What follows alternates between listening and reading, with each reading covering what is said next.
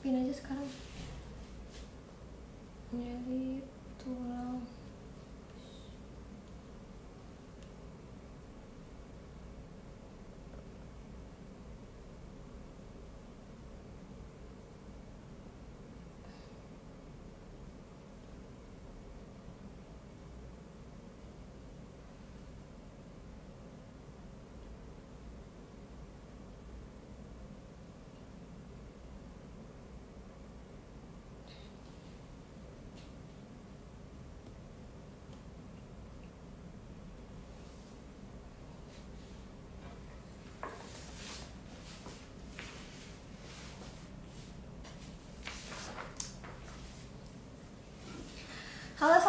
Halo sahabat Prostem, selamat sore. Kembali lagi bersama kami di rangkaian acara Iklan Prostem. Pada hari ini akan dipandu oleh saya, Viana Rahmawati, selaku moderator. Nah, bagi teman-teman nih yang belum join, bisa langsung join aja ke Iklan Prostem. Ya. Oke, mau ngingetin aja bagi teman-teman yang misalnya nanti ada pertanyaan atau misalnya mau komentar, bisa langsung komentar, klik komentar di kolom di bawah ini. Nanti aku bisa teruskan pertanyaannya ke Dokter Made. Nah, ada yang tahu nggak topik kita hari ini apa? Tentang apa? Pasti udah pada tahu kan ya topik kita? Ya, jadi hari ini kita akan berdiskusi tentang nyeri tulang belakang, bisakah disembuhkan dengan stem cell? Ya, gimana? Menarik banget kan topiknya? Ya, selain kita punya topik yang menarik, kita juga punya pembicara nih yang gak kalah menariknya. Yaitu, kali ini akan dipandu dengan Dokter Made. Nah, sebelum kita undang Dokter Made nih untuk join di IG Live kita, mau ngingetin aja bagi teman-teman yang misalnya belum sempat join IG Live kita, bisa langsung nanti akses di sosial media kita @prodi_stemcell, karena nanti IG Live ini akan di-share di akun Instagram kita dan akun YouTube kita. Jadi bagi teman-teman yang misalnya belum follow atau belum subscribe, bisa langsung follow sekarang, bisa langsung subscribe sekarang supaya nggak ketinggalan nih IG Live kita selanjutnya. Iya, oke, sebelum kita nunggu Dokter Made untuk join sebentar ya. Aku akan mau undang Dokter Made buat join. Oke.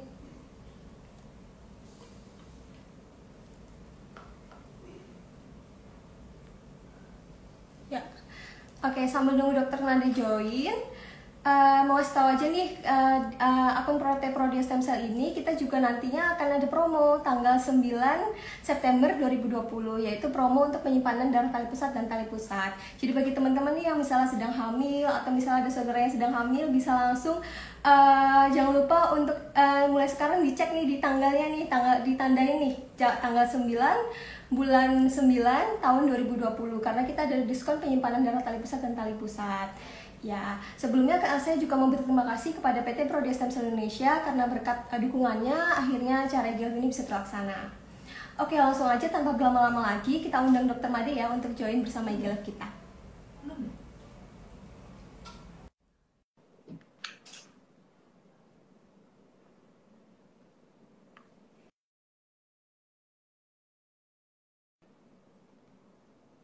Halo, Dokter Made, connecting nih teman-teman. Sebentar ya.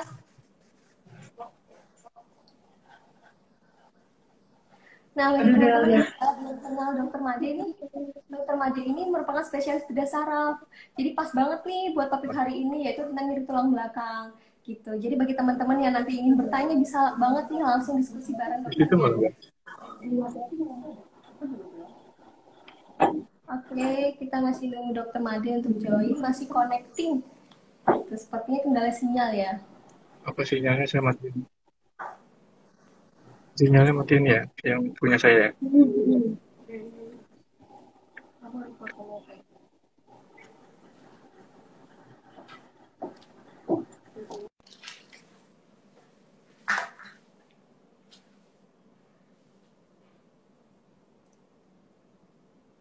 Ya, nah mungkin bagi teman-teman nih yang misalnya ada pertanyaan juga nanti tentang stem cell atau sel punca, bisa banget nih buat teman-teman yang bisa bertanya juga di sini. Karena selain kita bahas tentang nyeri tulang belakang, kita juga nantinya akan membahas tentang stem cell gitu. Jadi bagaimana sih terapi stem cell pada nyeri tulang belakang? Apakah bisa? Apakah possible dilakukan gitu. Jadi buat teman-teman yang masih penasaran atau masih belum tahu tentang stem cell itu apa, di sini nih tepat banget nih buat join di klub kita.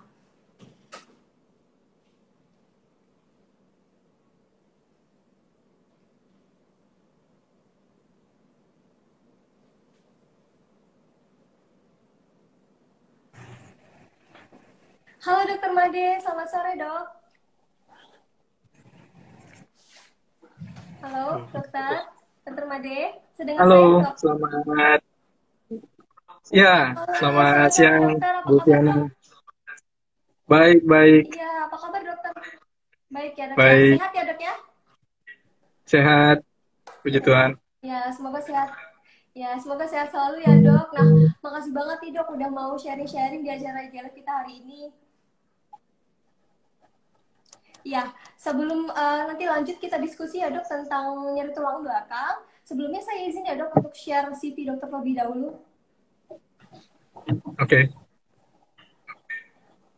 Oke. Nah, ini dia CV dari Dr. Made. Dr. Made Agus Mahendra Inggas SPBS atau spesialis bedah saraf. Pendidikannya dari Fakultas Kedokteran di Universitas Gadjah Mada dengan subspesialis bidang ilmu bedah saraf. Kemudian juga melanjutkan fungsional di Taipei, Taiwan, dan Tokyo, Jepang. Di tahun 2011 juga ada pendidikan keterampilan khusus di bidang tumor otak di Jerman. Kemudian tahun 2012 sampai 2013, Dr. Made melanjutkan pendidikan tata laksana nyeri dan endovaskular. Kemudian pada tahun 2015, Dr. Made juga melanjutkan di pendidikan doktoral di Fakultas Kedokteran Universitas Hasanuddin Makassar. Nah, saat ini Dr. Made juga prakteknya di MRCCC Hospital Siloam Semanggi ya dok ya? Bener ya dok ya? ya, benar. Oke. Ya.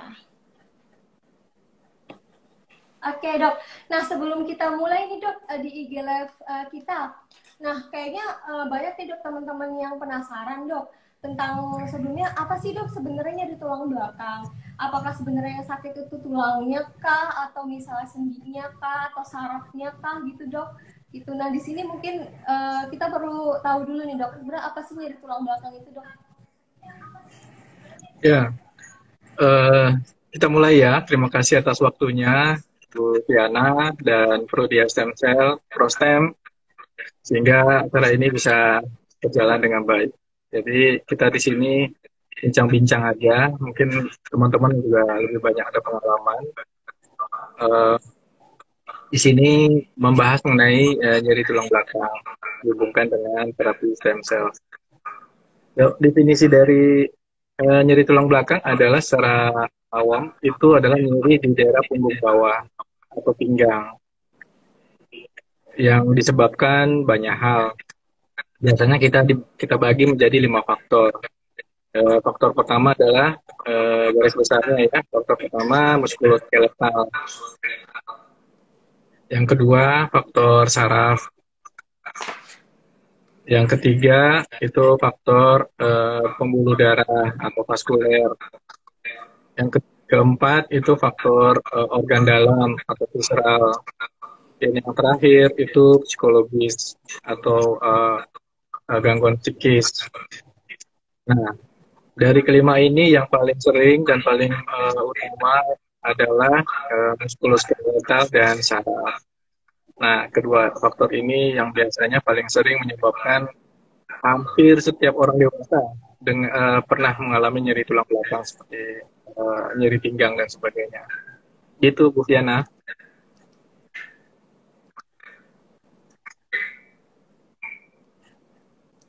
Putus-putus ya.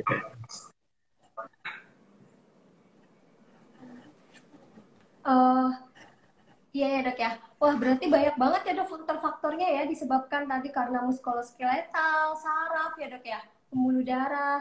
Ya, Paling sering tadi karena saraf sama muskuloskeletal ya dok ya berarti ya disebabkannya ya. ya, ya. Iya. Oke dok. Kalau misalnya kalau tadi kan salah satunya karena saraf nih dok. Kalau kita kan orang awam Mm-mm. biasanya sering banget nih dok ada penyakit namanya saraf kejepit gitu. Nah sebenarnya sama nggak sih Mm-mm. dok antara saraf kejepit sama nyeri tulang belakang ini gitu? Ya, jadi kalau kita lebih fokus lagi nyeri tulang belakang yang disebabkan karena saraf dan muskuloskeletal, nah itu nyeri itu bisa disebabkan karena pertama saraf kejepit. Saraf kejepit itu artinya adalah eh, lubang saraf atau tempat saraf untuk tempat keluarnya itu dia mengalami penjepitan. Penjepitannya ada di dua tempat.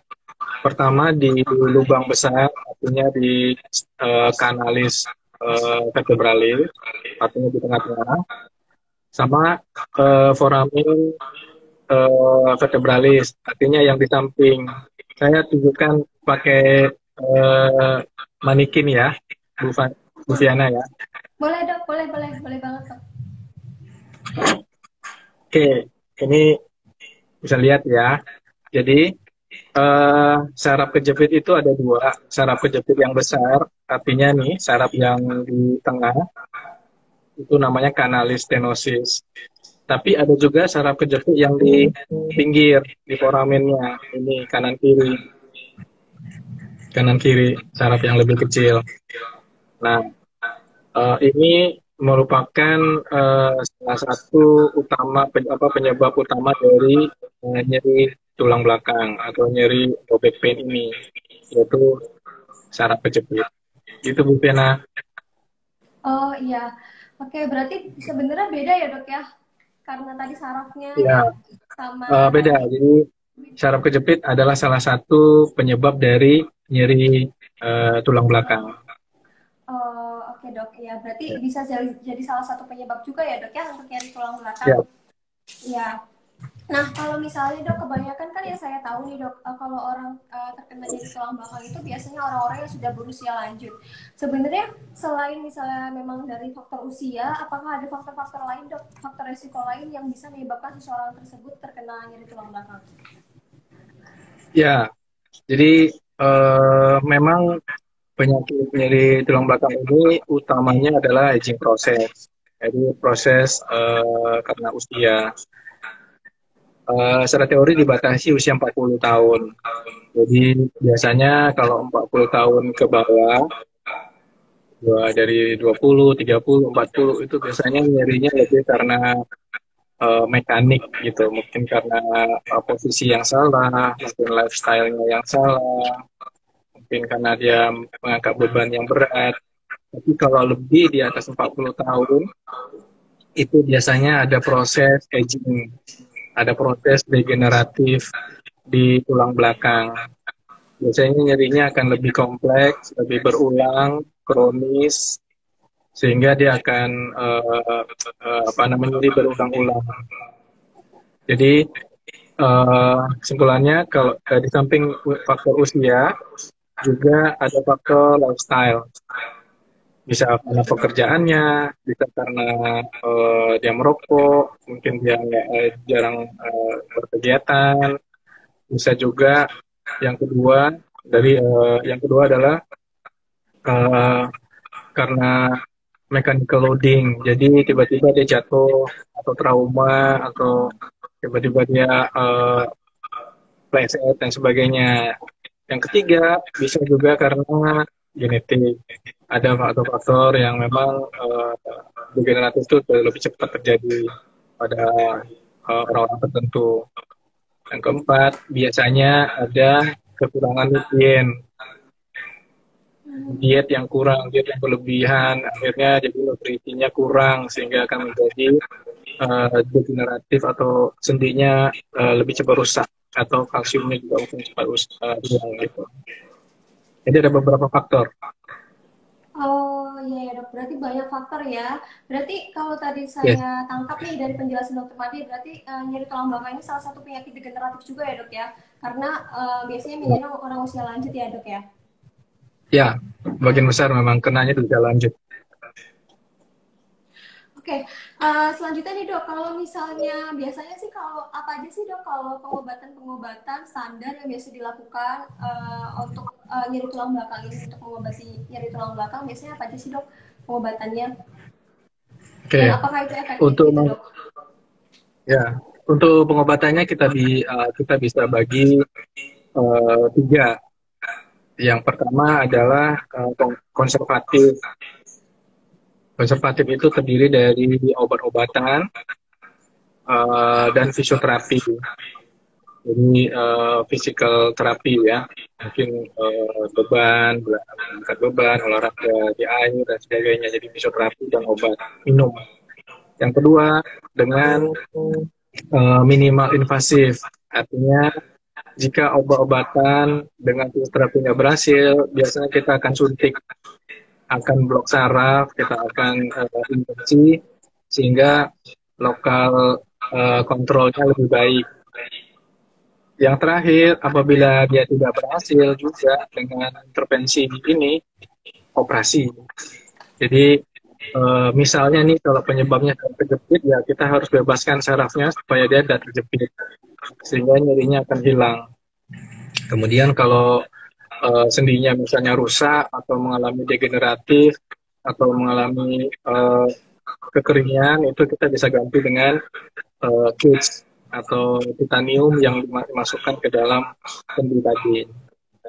Jadi secara umum di sekarang ini ada konservatif dengan obat dan fisioterapi dengan intervensi pain sama operasi. Oke dok, oh, jadi banyak ya dok sebenarnya pengobatan yang bisa dilakukan ya kalau misalnya seseorang Ya. terkena tulang belakang ini. Gitu. Nah kalau misalnya dok mau tanya lagi nih, kalau ngomongin tadi tentang penyakit degeneratif, salah satunya kan tentang nyeri tulang belakang ini. Biasanya kan kita pernah dengar ya dok, misalnya tentang stem cell. Stem cell itu kan salah satu jenisnya ada namanya mesenchymal stem cell. Mesenchymal stem cell ini bisa memperbaiki jaringan-jaringan mental rusak ya dok ya, dan juga dapat mengeluarkan faktor-faktor yang katanya dapat mengurangi rasa nyeri dan juga memperbaiki penyakit-penyakit degeneratif, salah satunya tentang nyeri tulang belakang ini. Nah kalau menurut dokter nih sendiri, pendapat dokter, stem cell ini bisa nggak sih dok dipakai untuk terapi dari nyeri tulang belakang? Oke. Nah, kita sudah tahu selama ini dengan pengobatan yang ada, itu pengobatan dengan obat, fisioterapi, injeksi, dan operasi itu tujuannya semata-mata untuk mengurangi nyeri dan untuk membuat supaya radangnya berkurang. Tapi terakhir memang ini perkembangan baru dengan terapi sel ini, stem cell ini, dia tidak hanya eh, mempunyai target seperti pengobatan sebelumnya, tapi dia malah membuat regeneratif, membuat proses degenerasi ini berhenti, mungkin akan lebih baik. Nah, itu bedanya antara pengobatan konvensional yang selama kita tahu dengan pengobatan yang stem cell ini. Banyak penelitian yang sudah dilakukan, bahkan di senior-senior kami di RSCM juga sudah publikasi gitu ya. Kemudian saya juga ikut melakukan tindakan mengenai stem cell pada HNP, pada degeneratif diskus ini, itu hasilnya baik, cukup baik. Artinya tujuan kita untuk melakukan stem cell ini bukan untuk mengurangi nyeri sebenarnya, tapi dia untuk membuat bagaimana sel stem cell ini mengalami proliferasi, mengalami perbanyakan, sehingga matriks-matriks diskus yang sudah mengalami proses tua, mengalami degeneratif, menjadi regenerasi lagi.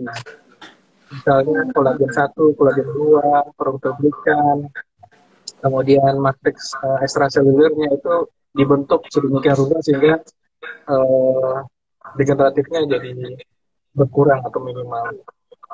Jadi sampai sekarang saya yakin dan percaya bahwa terapi stem cell pada degeneratif diskus ini memberikan hasil yang baik. Oke dok, jadi stem cell ini sangat possible berarti ya dilakukan untuk terapi nyeri tulang belakang ya dok ya?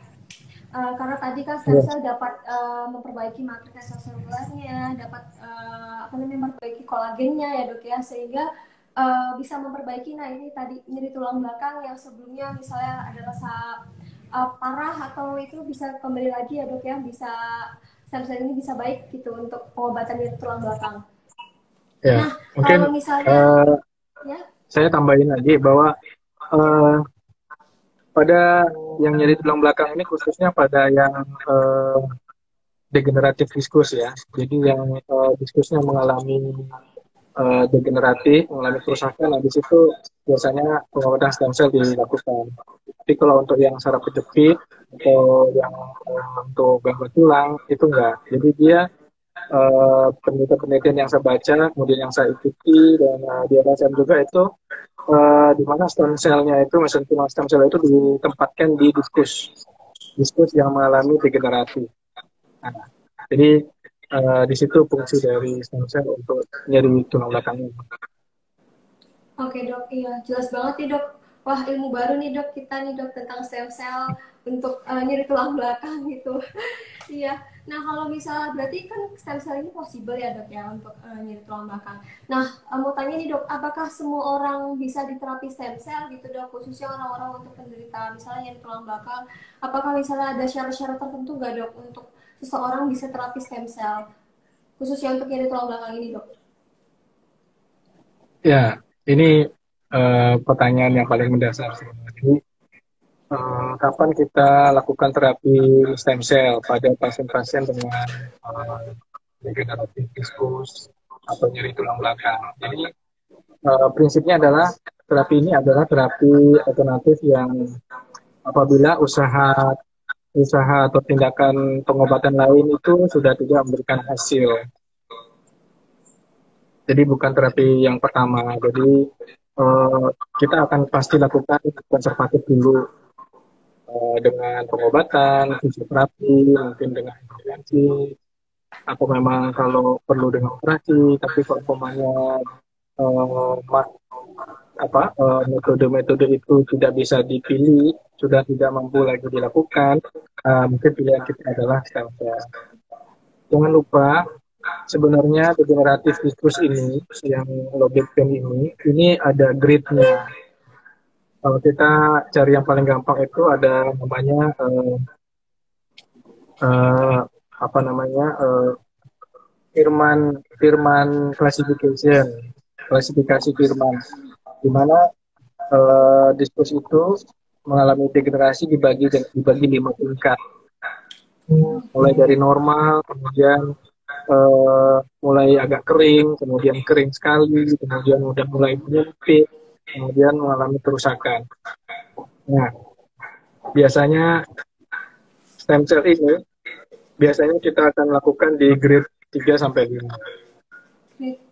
Jadi kalau masih bagus, cuma nyeri-nyeri pinggang ya mungkin nggak perlu.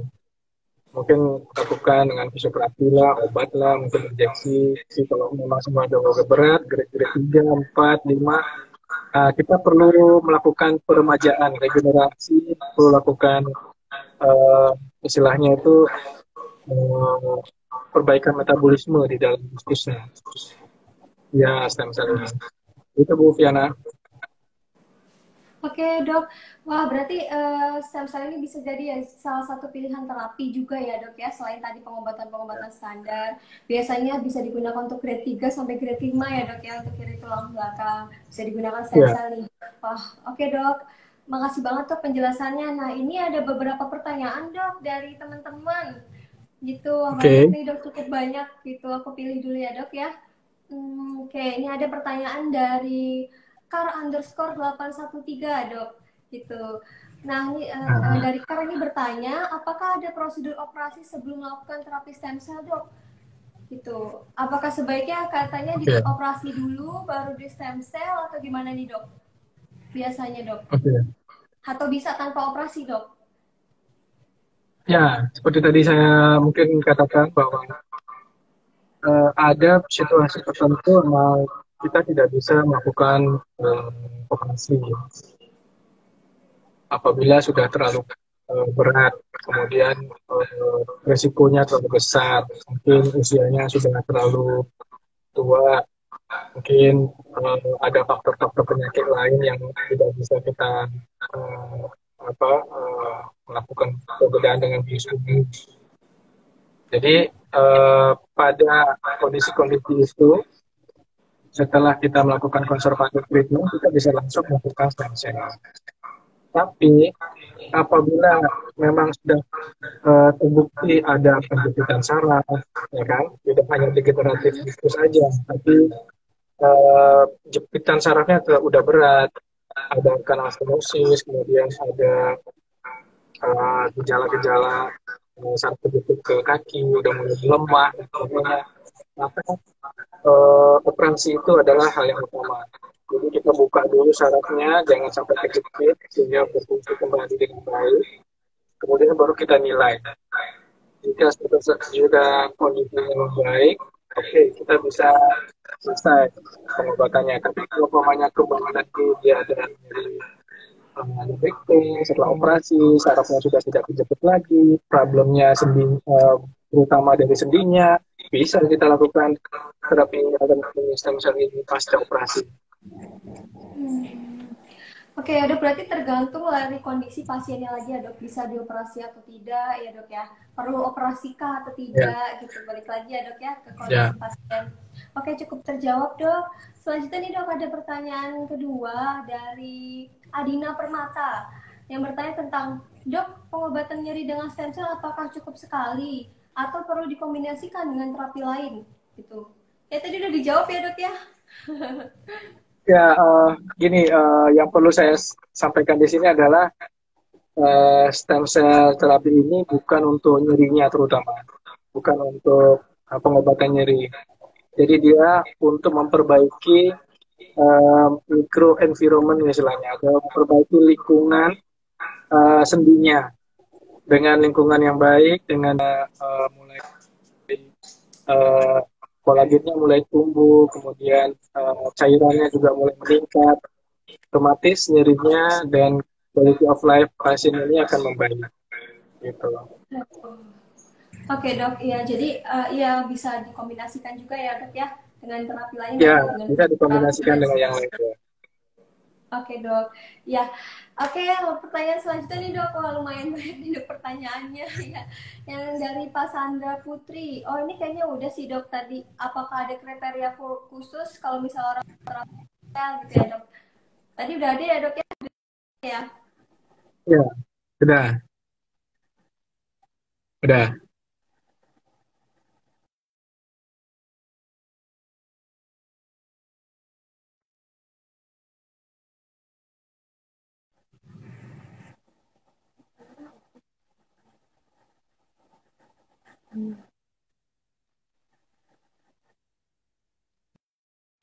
Sorry, sinyalnya dari sini kali.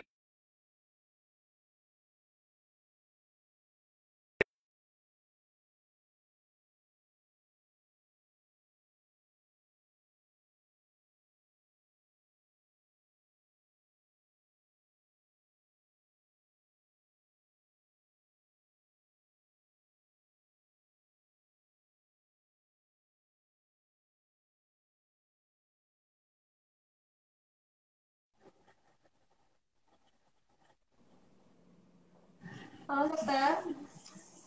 Ya. Suara saya dok. Maaf ya dok, barusan kayaknya ada gangguan sinyal sedikit dok, jadi agak berhenti sedikit. Ya. Sorry. Ya. Di sini juga mungkin penyebabnya dari sini mungkin. Iya ya dok ya. Oke, lanjutnya dok ya, kita ke pertanyaan selanjutnya. Nah ini ada dari Helga Wildana Sari 79. Bertanya, apakah dengan olahraga atau senam teratur bisa mengurangi resiko saraf kejepit? Itu dok. Bisa nggak di dok dengan olahraga atau dengan senam dok gitu?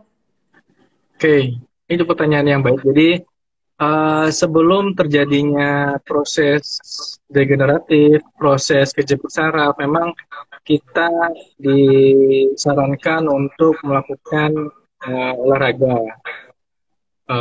Tujuannya adalah untuk memperkuat sendi, untuk memperkuat otot, untuk memperkuat tulang, supaya beban dari badan itu bisa ditahan, bisa beban mechanic loading itu bisa diredam oleh sendi ini.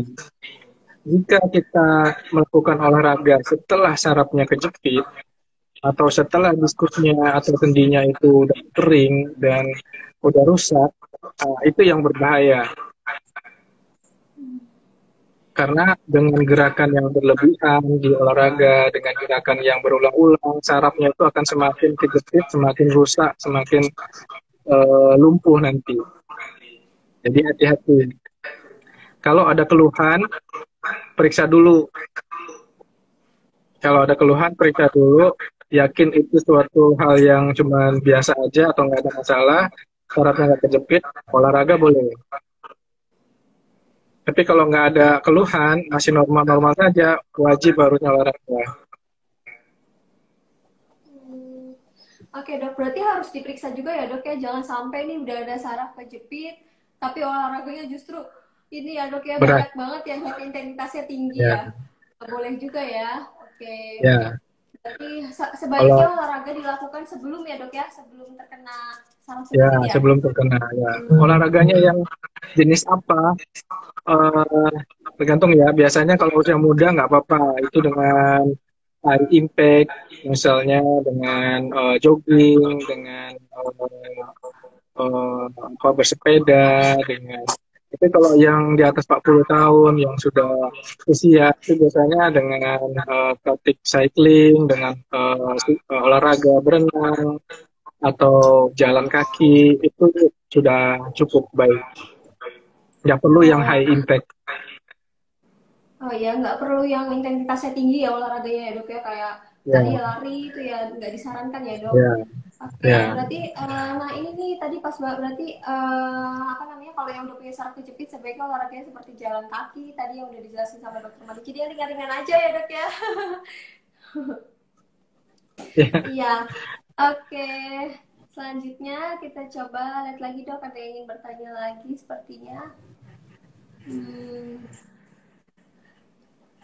Oke. Nah aku mau nanya nih dok, kalau misalnya nggak, nah ini kayaknya banyak yang baru join sih dok ini. Hmm. Iya. Nah, kalau misalnya tadi dok, kan kalau misalnya nyeri tulang belakang, berarti kan stem cell bisa nih untuk diterapi untuk nyeri tulang belakang. Kalau misalnya misalnya nih orang sudah diterapi menggunakan stem cell, seberapa efektifnya sih dok untuk penyembuhan si nyeri tulang belakang ini gitu? Menurut pengalaman dokter, apakah misalnya efektif? Misalnya dari grade-nya berapa sampai turun gitu dok, atau gimana dok hasilnya? Kalau setelah diterapi stem cell. Ya, saya saya sih melihat dari presentasi yang sudah dibawakan oleh tim senior dari RSCM dan juga dari kasus yang saya ikuti itu memang eh, dari data di Indonesia sih belum ada, tapi bukti menunjukkan bahwa eh, kita kan menilainya itu dengan MRI, pre tindakan, kemudian post tindakan, kita nilai itu hasilnya cukup bagus. Kalau persentase secara kasar ya, saya nggak bukan mewakili dari keseluruhan bahwa mungkin sekitar 70-80% itu bisa pada perbaikan. Mulanya dalam MRI itu kelihatan kering, hitam. Kita lihat itu evaluasi 3 bulan itu dia akan menjadi lebih putih sendinya di T2 ya, MRI T2 itu artinya sendinya itu udah mulai ada proses eh, extracellular matrix, artinya sudah mulai ada pencairan, sudah ada cairan di situ, sudah ada likuifaksi, tidak kering terus. Nah itu Oh, targetnya sebenarnya itu, karena dengan adanya T2-nya warnanya putih, di sendi merah itu warnanya putih, itu artinya dia udah mengalami regenerasi. hmm, oke. Ya, untuk Jadi, persentase terus terang itu hanya rata-rata ya atau perkiraan. Kira-kira 78% itu hasilnya bagus. Yang pernah saya ikuti dan lihat dari penelitian-penelitian sebelumnya. oke dok. Berarti cukup efektif juga ya stem cell ya dok ya. Tadi bisa apa namanya tadi sendinya apabila si di bagian tulang belakangnya itu dari hitam ya dok bisa jadi warna putih kembali ya dok ya. Gitu. Dan Ya, presentasinya tadi lumayan juga sekitar 70-80%. Wah, bagus juga nih dok. ya itu kira-kira dari saya karena data di Kira-kira ya Indonesia dok ya, belum iya. ada. Balik lagi sebenarnya dok ya ke pasiennya juga ya kan dok ya, Ya. ke ya untuk stem cellnya juga gitu, banyak faktor yang mempengaruhi. Oke. Hmm, ya dok, waktu kita sayang banget nih dok, waktu kita tinggal 1 menit lagi dok. Iya, pas banget sih dok, sepertinya sudah nggak ada yang Oke, nanya lagi.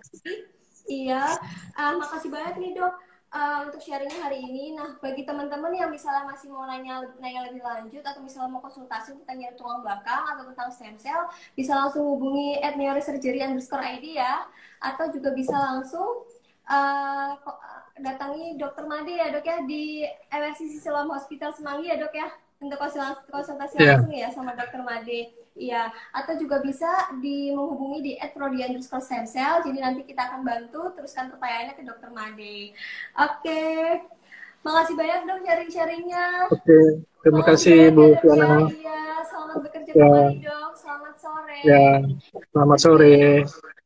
Iya, bagi teman-teman di Prodia Stem Cell, saya mohon pamit.